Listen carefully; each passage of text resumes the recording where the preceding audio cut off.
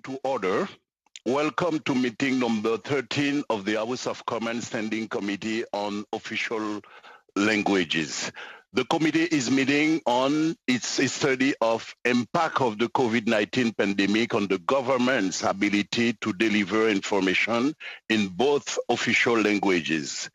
Donc, mesdames, messieurs, pour garantir le bon... In order to ensure a proper operation, we will supposed to start at 1610 hours, 410. The Honorable Minister, Mr. Duclos, cannot extend, can extend, but not beyond 4:45 this afternoon. After which we shall see what we shall do for the second part of the meeting. However, very quickly, I'll give you a few details. This afternoon's meeting is in hybrid format. You may have noticed that we started up quite a bit more quickly, even though we're quite numerous. We had a few technical problems in the past, of course, but... to this meeting that screenshots or taking photos of your screen is not permitted, and also highlight the fact that this was mentioned by Speaker Rota on September 29, 2020. Les députés et les témoins, vous pouvez vous exprimer dans la langue officielle. You may, of course, express yourself in either official language of your choice, and if you would please, use a conventional tone and speed so that you can be interpreted properly. Make sure that you are controlling your microphone to be either on air when you're on air and muted when you are not. Arise, please advise the chair. Please note that we may need to suspend a few minutes as we need to ensure all members are able to participate fully.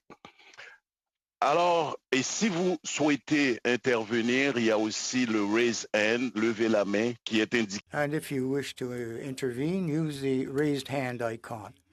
This being said, let us welcome our witnesses, the Honorable Jean-Yves Duclos, President of the Treasury Board.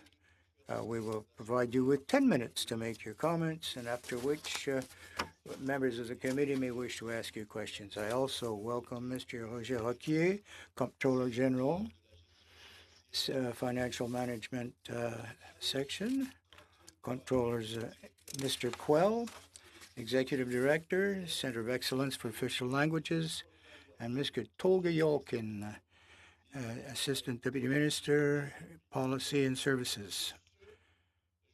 On that note, I will start the clock and I will cede the floor to our Minister, the Honourable Minister Jean Duclos. Thank you very much, Mr. Chairman. I'll only take about 7 minutes. I'm going to shorten the presentation I had prepared in order to give more time for questions and participation in a discussion. I will try to speak a little bit more slowly, although it goes against the grain for me.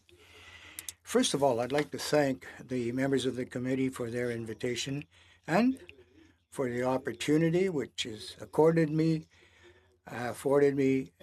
or us, to discuss the question of official languages, an issue which is always a very priority to our government, but which I hold personally close to my heart as a Francophone, a Québécois, and a Canadian. As you know, Quebec is the French-speaking capital of the North American continent. However, it is also full of very proud Québécois who are proud Canadians. I have the great good fortune to be with Mr. Tolga Yolkin, Mr. Kirsten Quell, and Mr. Hermut, you have been introduced and who can offer you some details on specifics. Mr. Chairman, you know, of course, that bilingualism is at the heart of Canadian history, of Canadian identity throughout this great country. In fact, the alignment of these two founding nations, both French and English, Canada, was created by this juncture in an association and coming together Of course, we have to include those who welcomed us here, the indigenous people. Back in early Confederation times, David McDonald Stewart, patron of his time, did make a statement on this dual identity that we have. Canada is the heir of two great European civilizations, he quotes, and we should try as a duty to develop this and be proud thereof. Well, Mr. Chair, we have every reason to be proud. A bit more than 50 years ago, the introduction of the official languages stood as a great step forward in the affirmation, the protection, promotion of the bilingual character of Canada. Today, millions of Canadians can find fulfillment and contribute to our collective success in the language of their choice. Canadians fully understand that official bilingualism is an asset, both for themselves individually and for us as Canadians. Not only is it at the center of our culture, our history, and our collective identity, the French language and the presence of millions of francophones and francophiles from one ocean to the other constitute an undeniable value added for the Canada brand internationally. This advantage allows us to participate actively in the various debates of the International Organization of Francophonie and to hold privileged relationships with all Francophone countries throughout the world. In 2021, we also understand that a society which is becoming more and more globalized, bilingualism is a comparative advantage for Canada.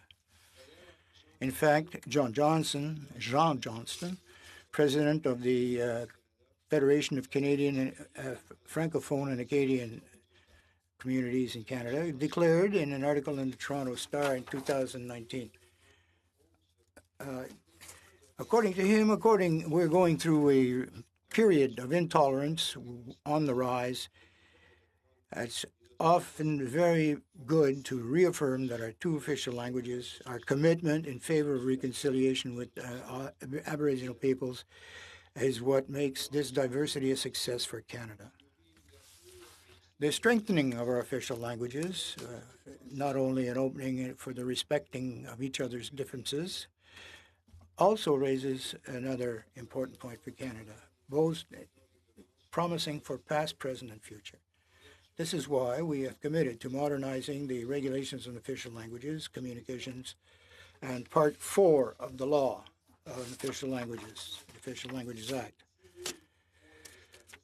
Mr. Chairman, these regulations are very important. They cover our linguistic and language obligations to over 10,000 points of service throughout the country, according to the last 30 years. We have also underlined and stressed the 50th anniversary of the OLA by bringing changes to the regulations on official languages. Thanks to these modifications and amendments, Canadians will have better access than ever before to federal services in both official languages. Here's a few examples. This will allow us to designate 700 points of service throughout the country as being bilingual. Over 140,000 Canadians outside of the major urban centers in this country will in future have access to an office of Service Canada in the language of their choice, and over 60,000 more will have access to public security services from the RCMP, for example, in the official language of their choice. In other words, these services will be provided in French and in English in airports and stations of all provincial capitals. As this committee knows, major concern over the minority communities of official languages using the old method of calculating the demand of services did not include members of families who spoke the minority language were not necessarily were from immigration sources. The new method of calculating who has French or English as a mother tongue, including people outside of Quebec, will reflect this reality. Of course, the implementation in all aspects of the Official Languages Act is a priority. Every day, federal public servants provide services with Canadians in the language of their choice. When it comes to creating a propitious milieu, such as a meeting we're having today in a bilingual format, the capacity of our public servants indicates that Canadians are satisfied with the quality of the service they're receiving. But we know that this is far from a perfect system, and there is always room for improvement. The same survey indicated that there is yet a lot of work to do. With an organization the size of the public service, trying to bring change through regulation is complex and difficult, both especially during the time of a pandemic. At the onset of the crisis, thousands of workers left their workplaces and improvised a workstation at home in their office or kitchens. I'm sure many of my honorable colleagues will sympathize, given our own experiences and our own challenges that we face with virtual house sittings and committee hearings. And as these public servants manage to adapt to remote work during a time of great uncertainty, Mr. Chair, they also rolled out critical and complex programs and services to Canadians in a record time. We recognize that there may have been times when managers did not address employees in their preferred language during a video meeting or other communications. C'est une situation regrettable. That would be regrettable. However, we must correct it and find no excuses. As soon as the situation was brought to our attention, we reminded all departments and all federal organizations what their responsibilities and duties were in regards to the Official Languages Act and services. And I take it as a personal challenge to instill these responsibilities in all my fellow ministers. I can assure you that we are working in close cooperation with the Commissioner for Official Languages in order to ensure that the rights and the needs of all Canadians, including the employees of the public service, be respected, even during a time of pandemic. In closing, Mr. Chairman, we have reaffirmed that our commitment that everyone within the federal context respect the official languages and ensure that all employees of the federal government, no matter where they may be working or working from, be able to work and correspond in the language of their choice. Je m'excuse, donc le temps. I'm afraid to interrupt you, but your time has expired. Would I like to remind all the members, given the schedule, we're going to 4:45 with the minister. We have only one round of questions available to all parties who are participating in this meeting, and so we will perhaps encourage you to share some time with each other. So to begin with, I have Mr. Blaney, who has the first question. 6 minutes, Mr. Blaney. You have the floor. Thank you very much, Mr. Chair. I'm going to try to share my time, but first of all, I'd like to remind Minister Duclos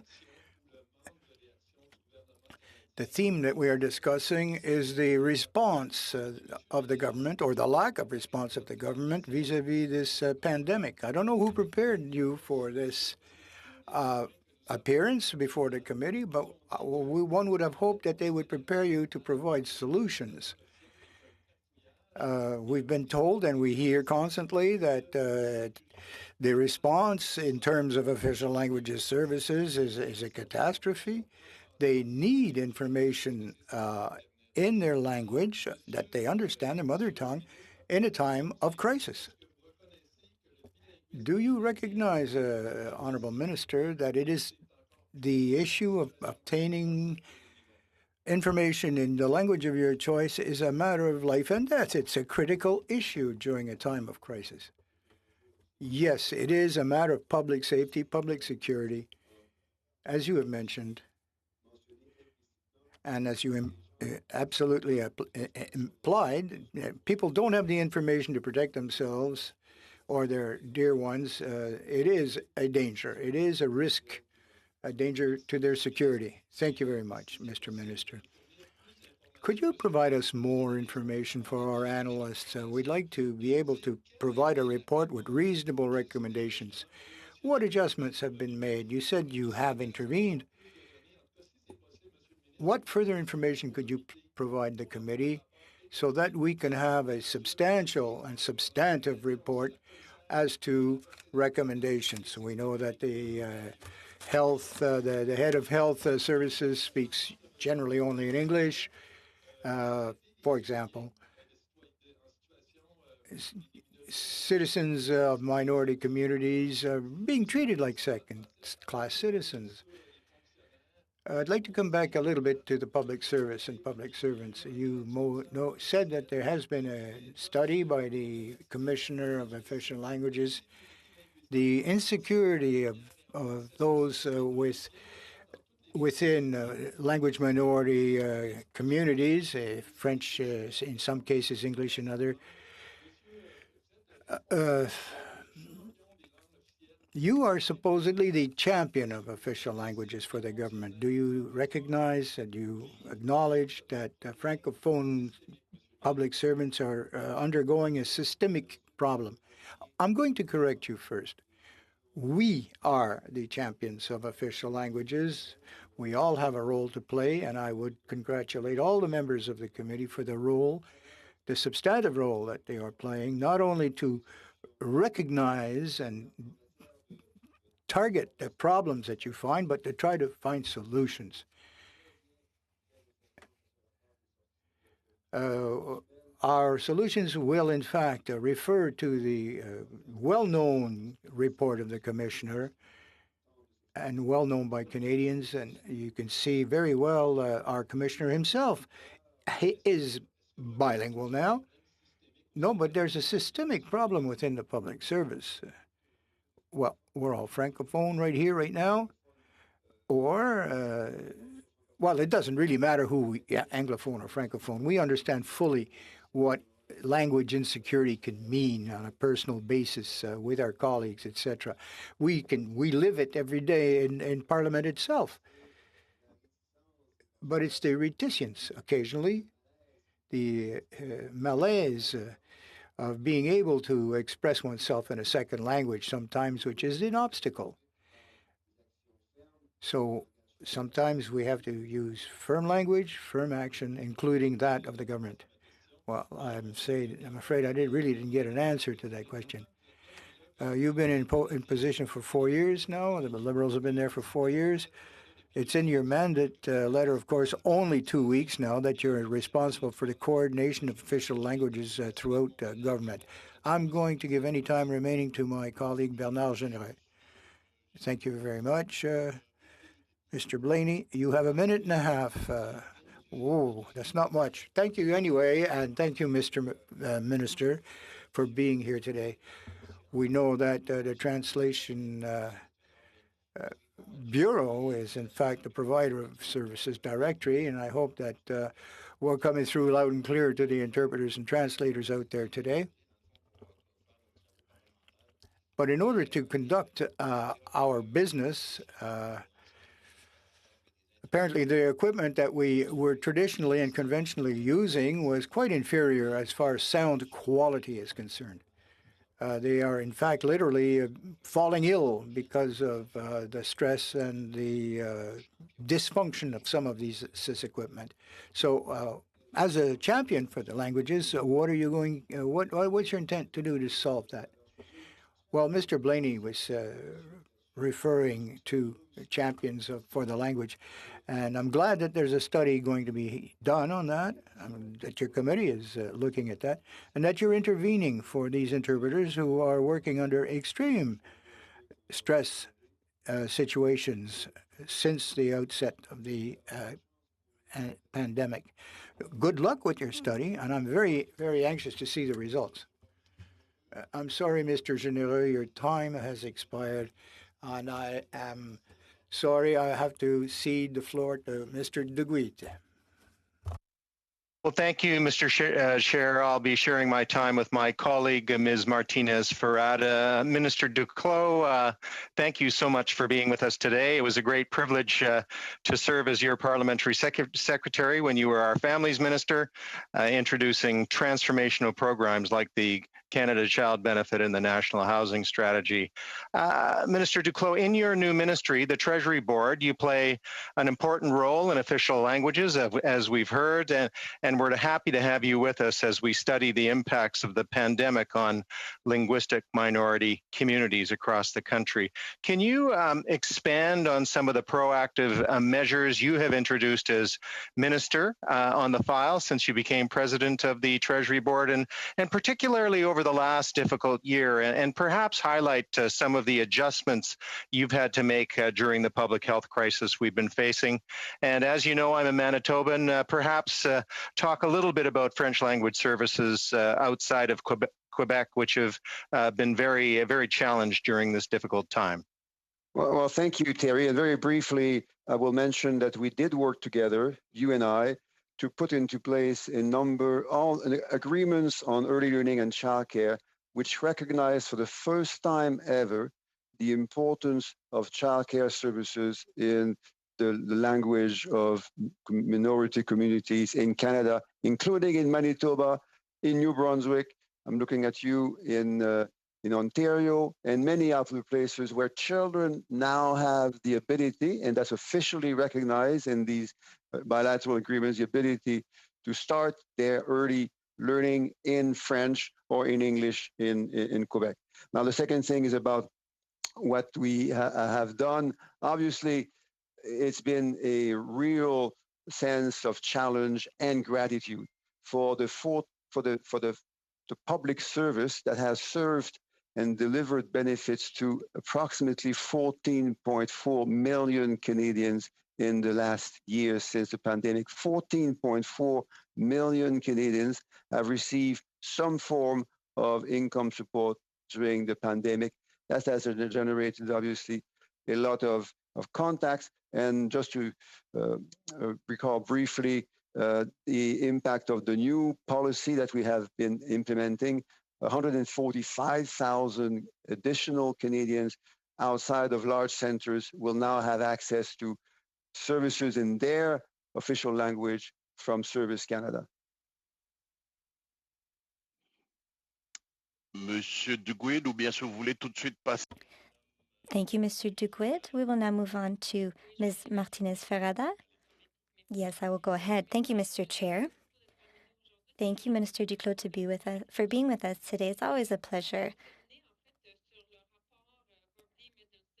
I would like to come back to the medicine report, which was submitted, as you know, regarding high-level public servants. The OLA says that linguistic qualifications for each job must be established in an objective way. What can you tell us about how public servants are able to communicate directly with their supervisors in the language of their choice? It is important for public servants to be able to speak in the language of their choice. I would like to hear your point of view on this, please. Thank you, dear colleague. Yes, that report was very important.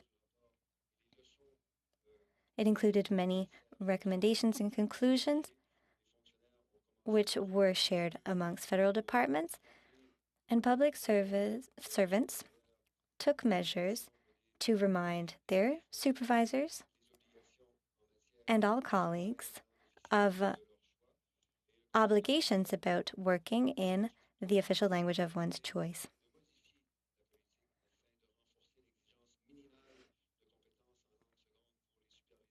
And when it comes to bilingual supervisors, there was talk of improving measures to increase standards for those bilingual qualifications for those positions.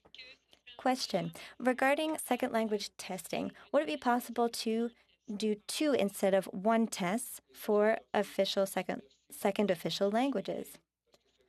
Thank you very much for highlighting that point.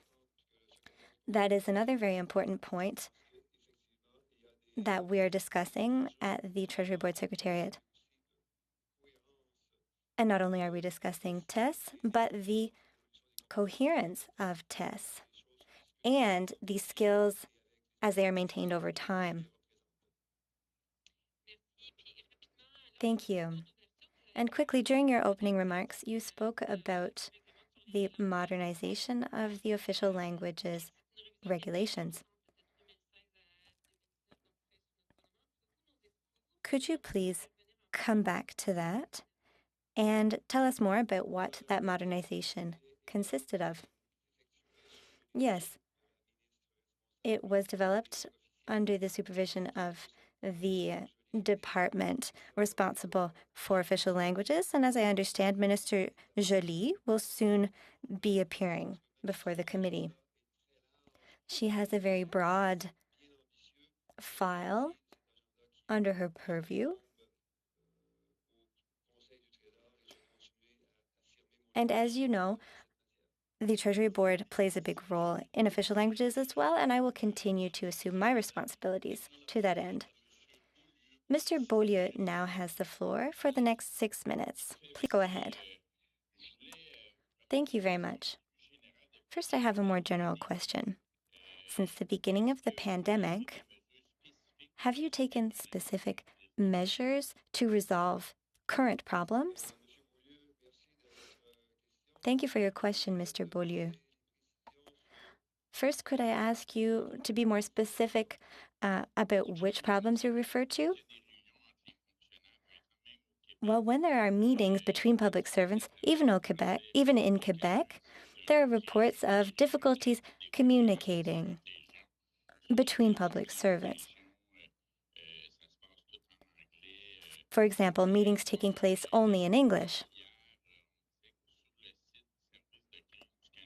On the Canadian Crisis website, the SMS chat group was working only in English, to give another example. There are many examples I could give.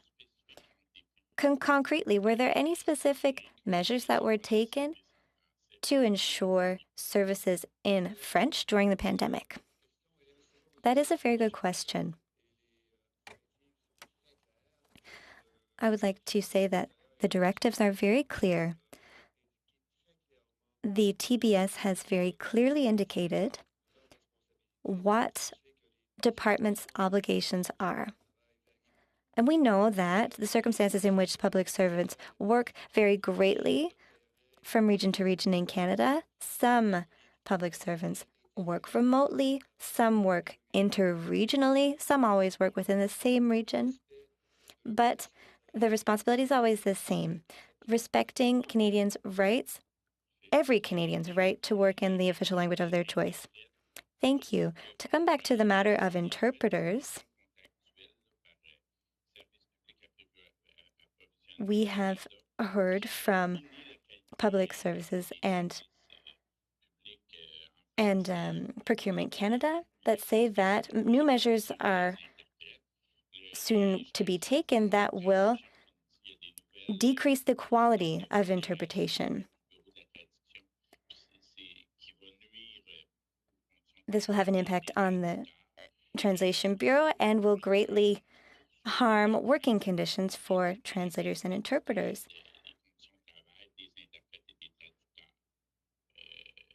Could you speak to these deteriorating working conditions for translators and interpreters? I think that there are other places where money can be cut. Translation and interpretation are very important services. Why are these measures being taken just to save a little money? Well, it's very important to make this point, and thank you, Mr. Beaulieu. No sacrifice should be made on the quality or on the working conditions when it helps people to work in both official languages. Now, in the context of the pandemic, it is all the more important to insist on good working conditions, as Mr. Blaney said when he mentioned health and safety. It is good that you spoke to the Minister of Public Service and Procurement, because that is the department responsible for the Translation Bureau. I have another question. Now, regarding the report on Julie Payette, the Governor General, it was only published in English. We don't know when the French version will be available. How can you explain that? That is an example of a report that must absolutely be delivered in both official languages. And all MPs have the right to see it. Therefore, I would put that question to the people working at Rideau Hall, perhaps, or the investigation team. If I may, I have one last comment or question. You mentioned the census. Given that the Official Languages Act is based on very vague criteria, it says there where numbers warrant, there are indicators which mean that the number of Francophones increase, and there are ways to make the census more inclusive. But we also have a biased view of the situation. Would it not be preferable to have a more precise criterion? For example, to make sure that that criterion of where numbers warrant is respected?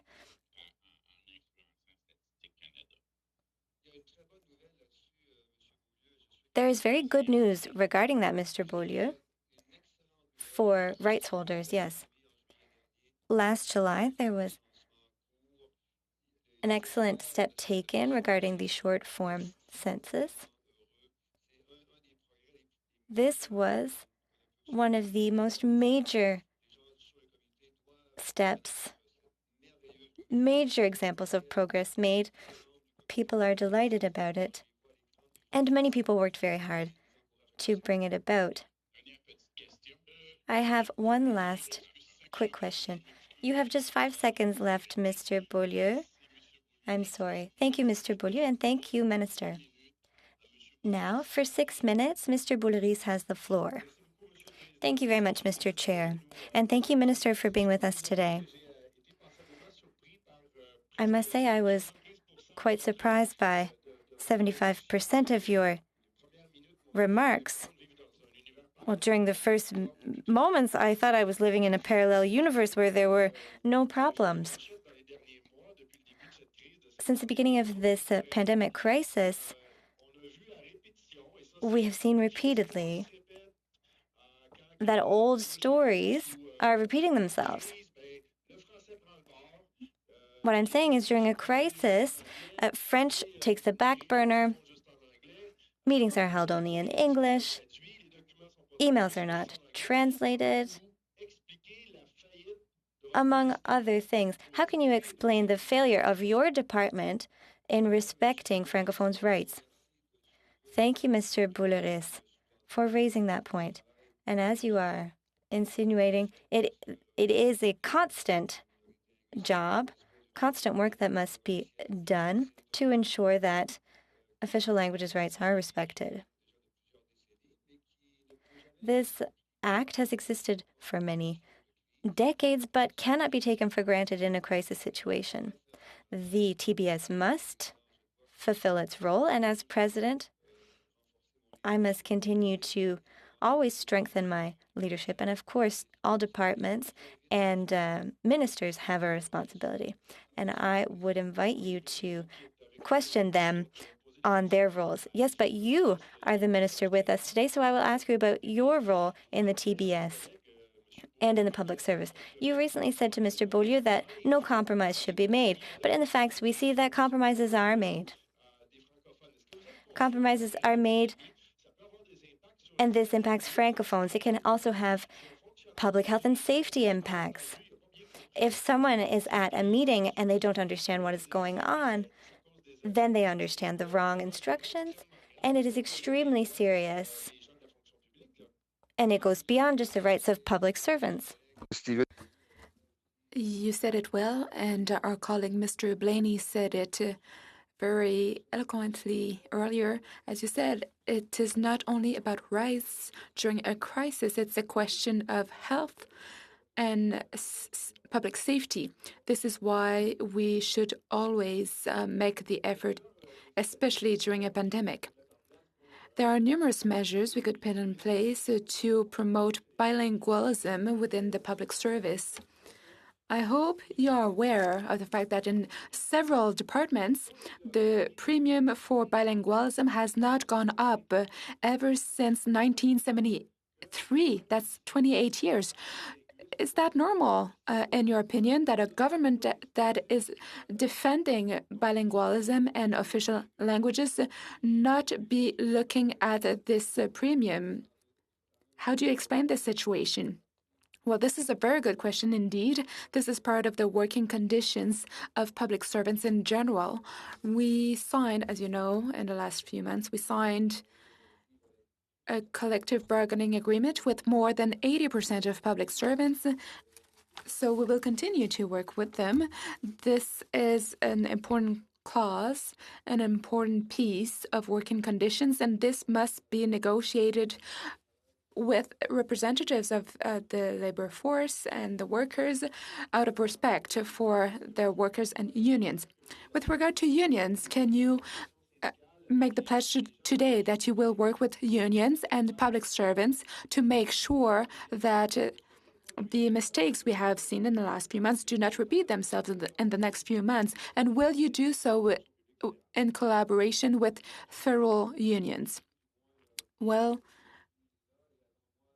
I've had the chance, and before me, my colleagues, ever since 2015, have had the chance to have a very good relationship with unions. The work is being done well because it is done in collaboration. They work on working conditions. They talk about the different benefits that are offered to Canadians as well. Well, we know that the Official Languages Act will not be modernized. It will simply be a white book. Can you tell the committee what were the recommendations you provided Minister Joly about the directions of this white book? Well, two things. I have worked with Minister Joly on the next chapter, and you will soon see this work, and I believe you will be very pleased with the work that we have done, work that has been done with numerous organizations, and I believe that this work will really promote or strengthen strengthen official languages in Canada. Just the last question. 240 federal organizations are subject to Access to Information Act. Many crown corporations, for example. Could you send our committee before March the list of federal organizations that are subject to the Official Languages Act? That is a very good question, and I will be working with my team to make sure to provide you with a very useful response. You need a good answer as you are doing very good work in your committee. Thank you very much. This is all the time that we had. We have gone over the time the minister had, and So now I should thank you, Minister, for coming to for appearing in front of our committee, and I would like to thank Mr. Ermuth, Mr. Quell, and Mr. Yalkeen. Thank you, and on that note, we will take a short break, just a few minutes. So this sitting is adjourned.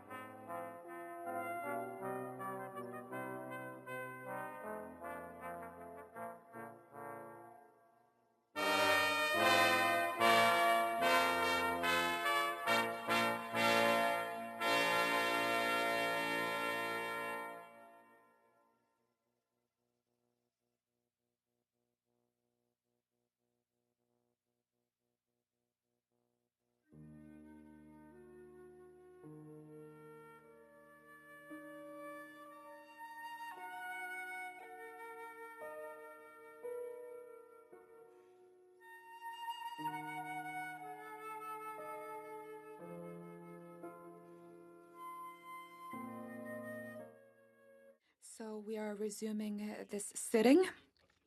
And before moving on to our witnesses, I just wanted to say a few comments. Dear colleagues, it is 4:53, and some of us have other commitments, including me, right after this meeting. Therefore, I will have to adjust the time in consequence. There will be interpretation services, so I know our guests are used to appearing, so we will get started right away. I would like to welcome first Mr. Jean Johnson, who is the president of the Francophone and Acadian Community Federations, and we have the Director General of that federation, Mr. Alain Dupuis. Mr. Johnson, you have the floor. I will let you know when your 10 minutes are almost over. Mr. Johnson, you have the floor. Once again, welcome.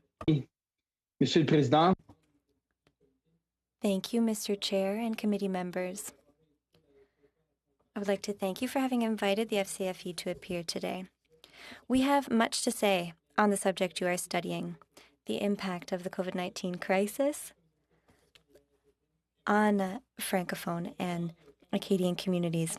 It is a major impact, and it is shaking the very foundations of our Francophonie. It will be felt for many years to come. I will address two aspects of this impact in the time allotted to me. First of all, let's discuss the impact of the network of associations of the Francophonie. In the fall, the FCFA conducted a survey.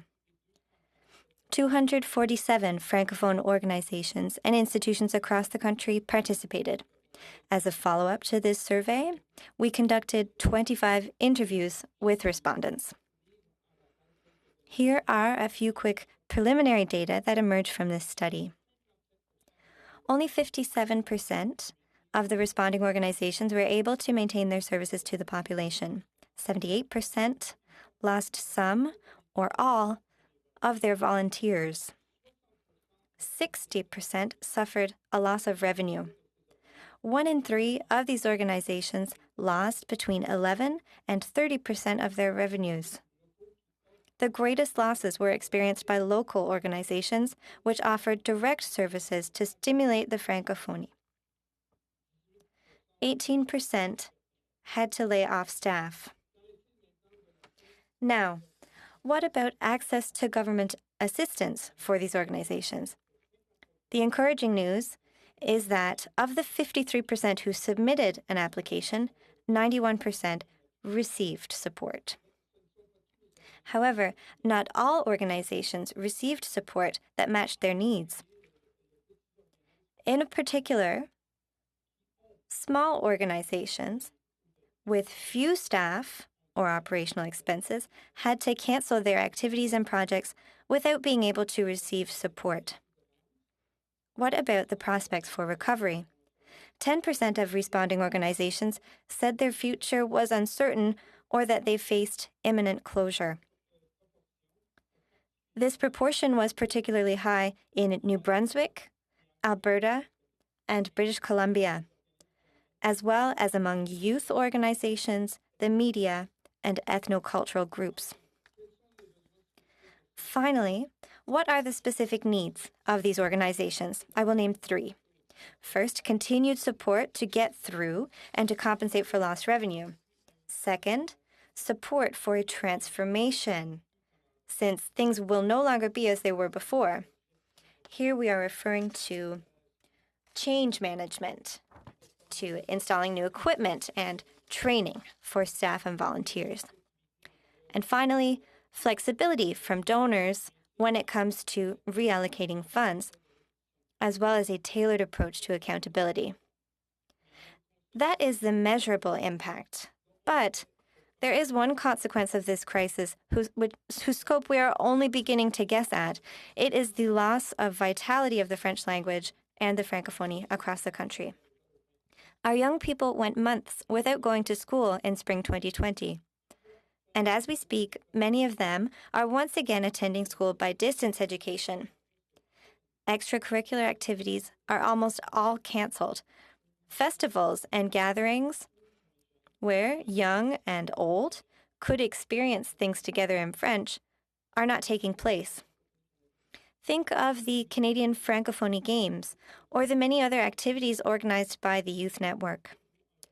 These activities play a fundamental role in building the identity of young Francophones and training the leadership of the Francophonie. I cannot stress enough the potentially disastrous consequences that will stem from this loss of opportunities for our young people to gather in French. The cultural and community centers that are closed because of the pandemic results in communities no longer having space to gather in French. And as I mentioned earlier, these centers and the organizations that enliven French culture in our communities have lost their volunteers and clientele. It will take them ages to repair this loss of relationships, this loss of vitality. The phenomenon has not yet been studied, but already we are hearing testimonies from parents who are worried because for the past 6 months, their children have been using English more often at home or in their online interactions with their friends. The FCFA is currently working with partner organizations to try to better grasp this problem, which we can guess is a major one. Mr. Chairman, members of the committee, the Francophonie has been shaken. Like other components of Canadian society, we too will take years to recover from the impacts of the pandemic. I will therefore conclude by making a few recommendations based on the findings we have just presented to you. First, it is essential to maintain access to emergency funds up until the end of the pandemic. These funds have allowed groups in our communities to maintain activities and personnel, and they compensated for fundraising that these organizations were unable to do. As long as the pandemic continues, the conditions that made these emergency funds necessary remain the same. Secondly, it is important that federal institutions that support organizations in our communities adapt their program criteria and expectations in terms of deliverables. Circumstances mean that our organizations and institutions do not have the capacity to meet the same requirements as they did before the pandemic, or at least, certainly not in the same way. Finally, emergency funds, while indispensable, only allow us to keep the lights on. To restore the essentials, more is needed. The financial losses of our organizations bring with them alarming damage.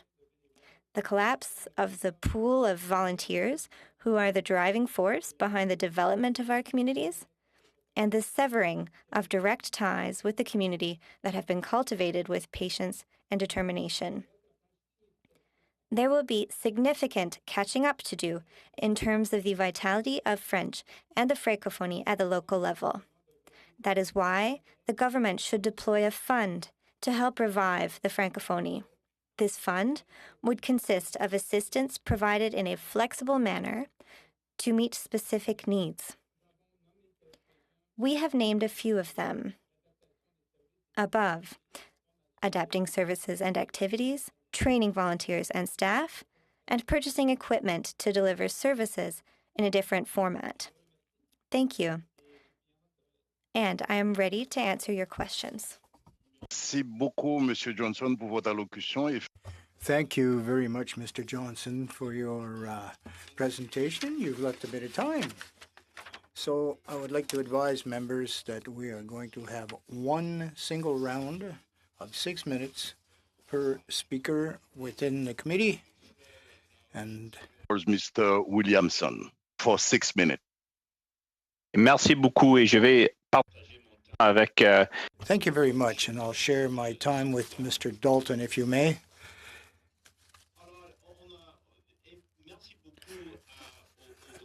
First of all, thank you very much to the witness who's just expressed and explained the problems in the situation. In my province, New Brunswick, if I may use that as an example, it's a bilingual province. It's a bilingual, they operate bilingually as well, much like the federal government does. Do they have the same problems there as well? We see the same problems throughout the country in that part as well. Among our member associations, including the Acadian associations of provincial governments, is somewhat a disorganized situation right now. We have to find ways of helping those associations and assist them, and even in dealing with their government in New Brunswick. And this isn't anything that should be changed or challenged. I mean, the situation should try to maintain the status quo. Why add an extra burden on our brothers and sisters? In our study, we noticed that 30% of the organizations which were consulted did suffer significant financial loss. In New Brunswick, it was 70%. So the organizations of that province are even more severely affected by the pandemic. Yes, it is very serious. In terms of solutions, do you have any suggestions how both levels of government could work together, better cooperate? Or do you think that, well, it's not necessarily that they could do it or not do it, but that it is so specific to each jurisdiction, it would not be possible. But they must be able to work together somehow. Well, relations in the context of pandemic, both governments have to find ways of working together. It's imperative that they do so. That's the first point, anyway. And secondly, we feel that there is room to create a fund. This would be made available to our community groups throughout Canada. And do they have supplementary fund of some sort? Well, what is this? Sort of a safety net or a backstop? If they find that they have problems in getting their programming done or communications, what would it serve? What would be the purposes of the fund? Well, if we take a look at all of our groups, most of us work on membership fees, and then if there are any particular events, we do fundraisers. We charge for a show of some sort, entertainment. So we have operational needs. And right now, normal living has been suspended. We're all in lockdown, more or less. And there's no way we can meet our financial needs. We can prepare things online, of course, but nobody ever pays for something online. I mean, they all get it it's free. It's internet, isn't it?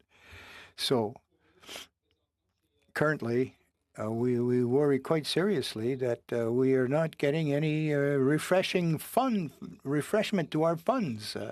We're never to rebuild or not only maintain, but to rebuild the services and to mobilize volunteers once again, to form them, to train them. And we have to make sure that we have to get them back. They have to come back, get back to the congregation, as it were. Okay, thank you very much. I'm afraid you have less than a minute and a half for the question and answer. Thank you very much for your presentation, Monsieur Johnson. I live out in BC, and I know that during the pandemic, it's been very frustrating because it's this province, BC, that took leadership. And we're not a bilingual province by any stretch of the imagination. But what was your experience where you are? Well, I'm a neighbor of yours. I'm in Alberta. And the provinces that were severely affected were, in fact, BC, Alberta, and New Brunswick.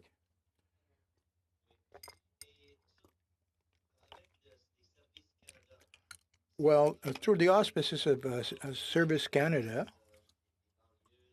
we have a lot of immigrants and new Canadians who don't obtain services in their mother tongue. That caused us quite some problems. It's neither English or French, but was there any recourse through Service Canada on that?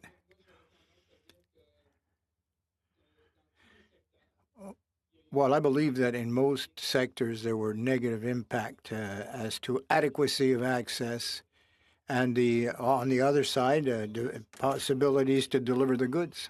Thank you. Mr. Arsenault, you have 6 minutes, please. Thank you very much, Chair.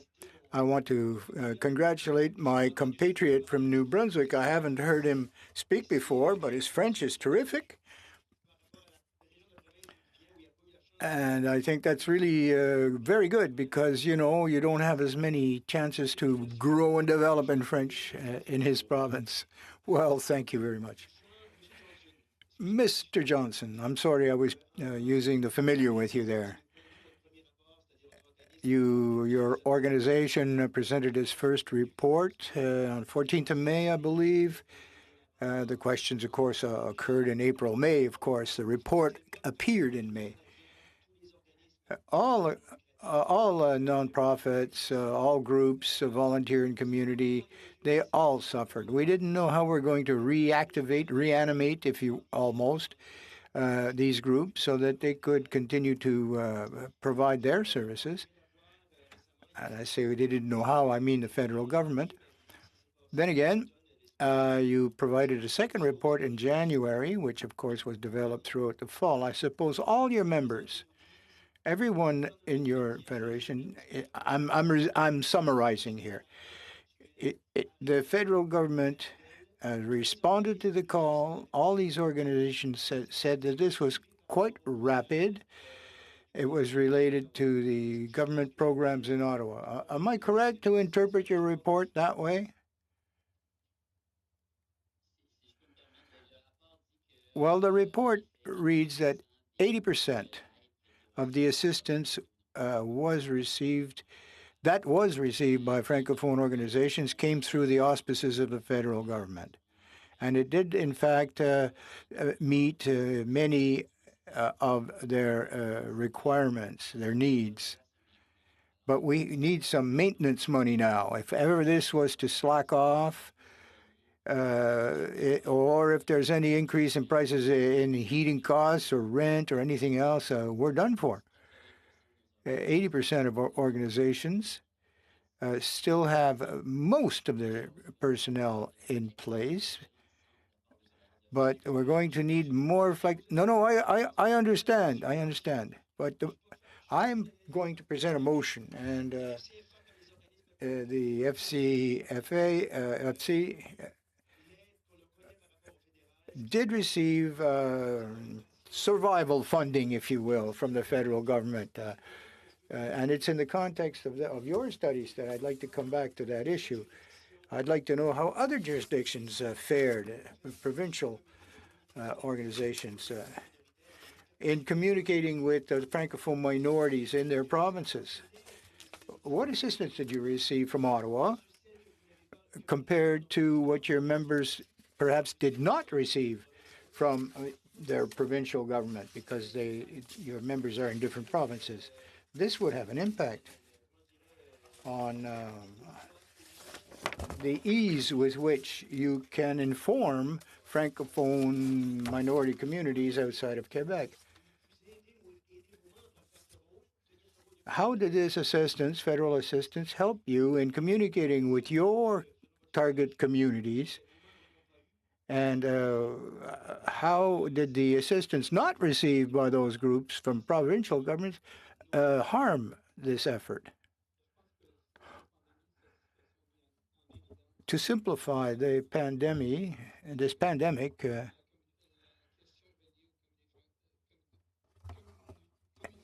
when we're talking about connection with Francophone communities, it's a federal responsibility, and a lot of provinces were quite pleased to pass on it and let the federal government take assume its responsibilities. It's a reality. That's all there is to it.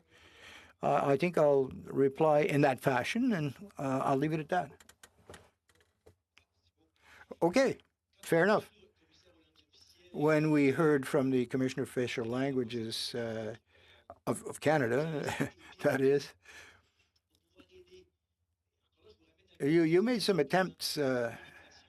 I'm talking about communications in official languages during a time of crisis, an emergency situation. There were possibilities of cooperation between federal and provincial governments. Let's say trying to avoid any overlap.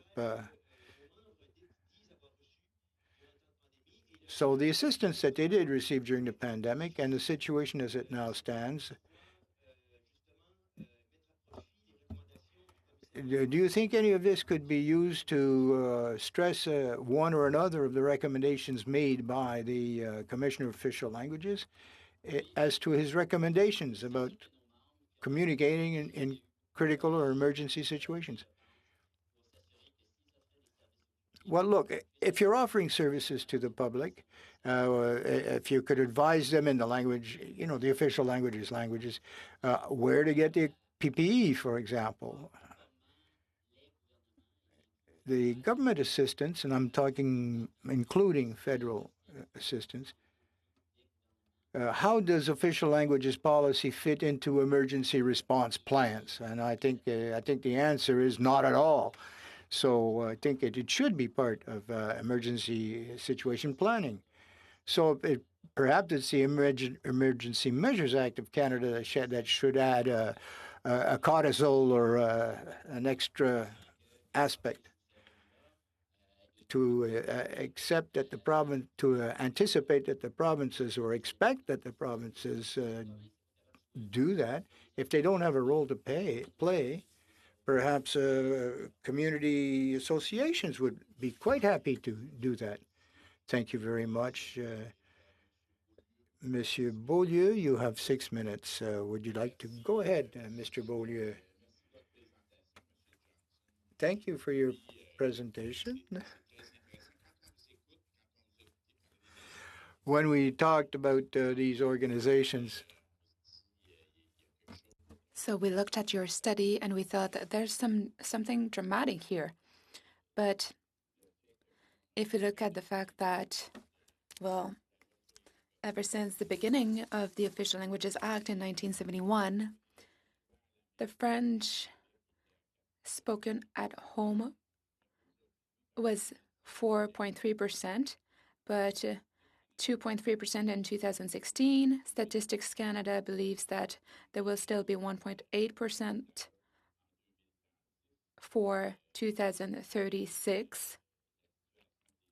If you look at what is happening in the schools in British Columbia, for example, there have been some successes at the Supreme Court, but people have to go to the courts over and over again for judgments to be applied. So I think it's good to have an overall picture, a realistic picture of what is happening if we want to make changes. We will need major changes to change this trend. So I wanted to have your opinion on this.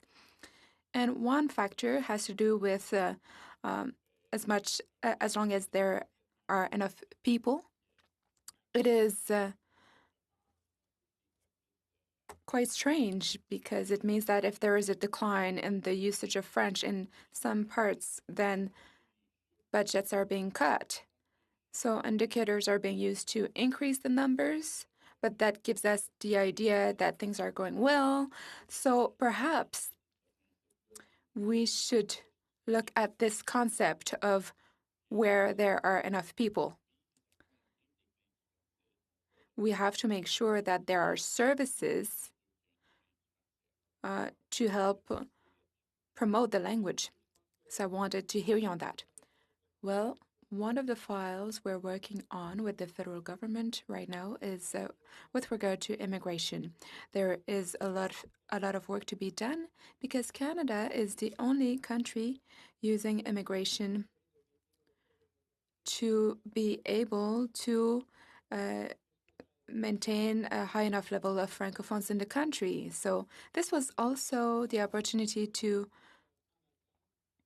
diversify its business strategies and to strengthen the French language in the country. You talked about the concept of where there are enough people, but I believe that this issue was looked at a few years ago when the Treasury Board had made changes and changed the definition of the criteria to define what a healthy or lively community is. So it talked about community centers, etc. This did not exist when the official act was adopted in 1969.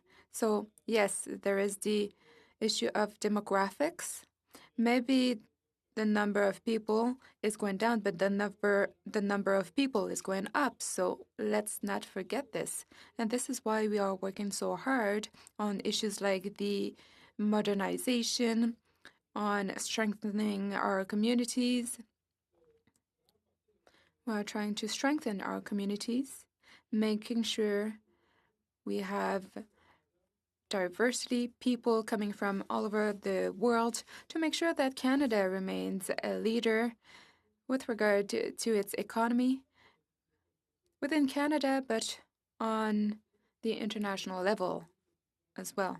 So we want to create this vision of Canada.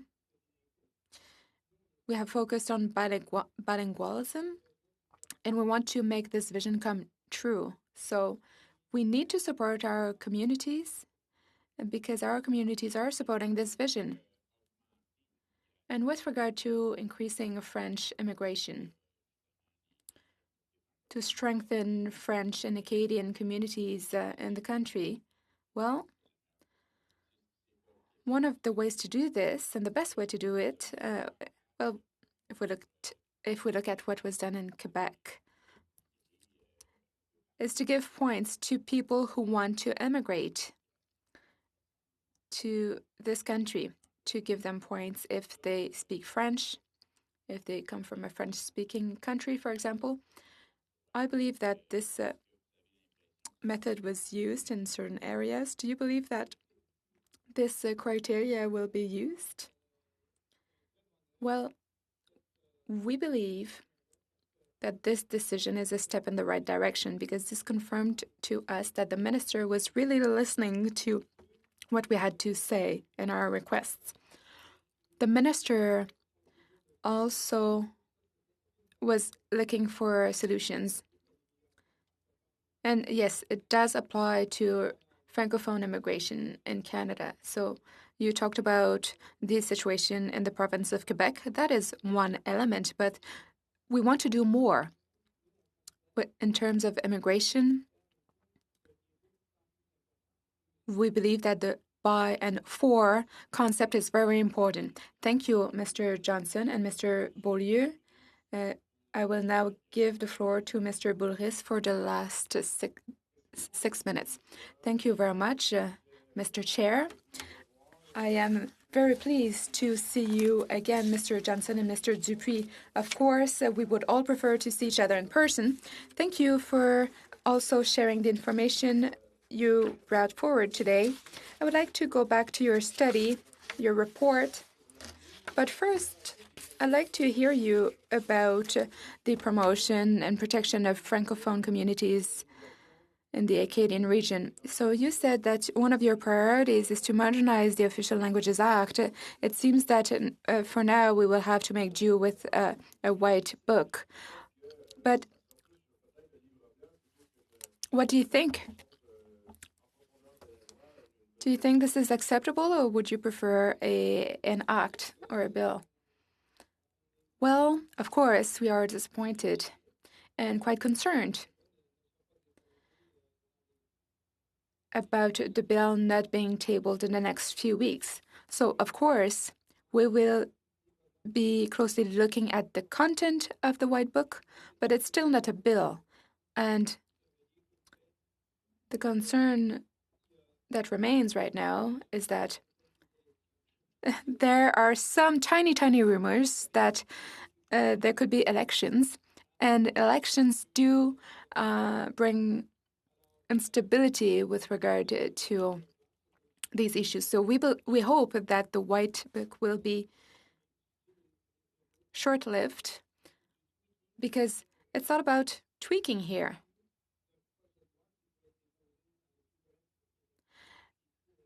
But a bill could have been tabled quite quickly. To us, this has to do with political will, and we hope that a bill will be tabled soon. We hope that each and every one of you can leave partisanship aside and focus on the bill that our communities need so badly. Mr. Johnson, I do share your disappointment. I believe that we are wasting time. We do not need more consultation. We need a bill. We need this act to be modernized. But since we will have to make do with a white book, can you tell us what you would like to see in that book? Well, I'll refer you to a document that we filed in April 2019. It was a model bill. The book has to include the request that we had proposed. So we have already made our requests public, the requests from our communities. We talked a lot about Radio-Canada, of course, with the CRTC hearings. We heard a lot about Francophone communities. They were complaining about the fact that Francophone communities outside Quebec and Acadian communities were not really visible. What do you think should be done? Some mentioned a TV studio outside of Montreal, somewhere in another province. What do you think? Well, we believe that we should put the focus outside of Montreal.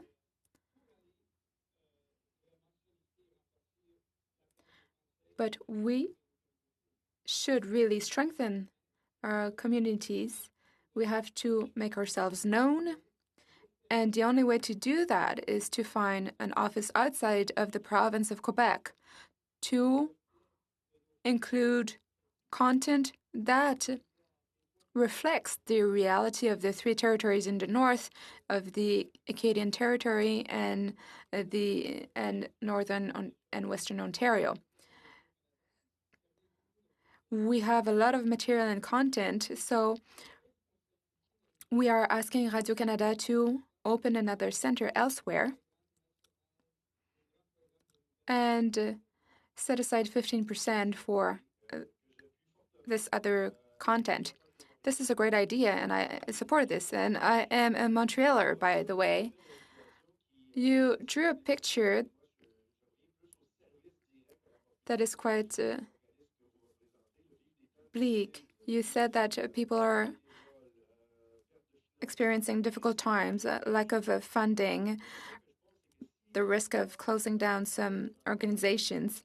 So, if I understand correctly, if there is no federal funding for Francophone communities, do you fear there will be a scaling back of services for Francophones? So is there an urgency to act here? Well, my concern is that the most fragile organizations are losing volunteers and employees, and they're losing their client base as well, because this is a whole new world and people are trying to adapt to the new reality.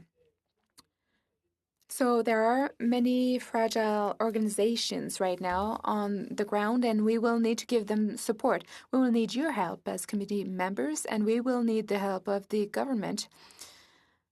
All across party lines, we need to support a plan to ensure that our community organizations can survive.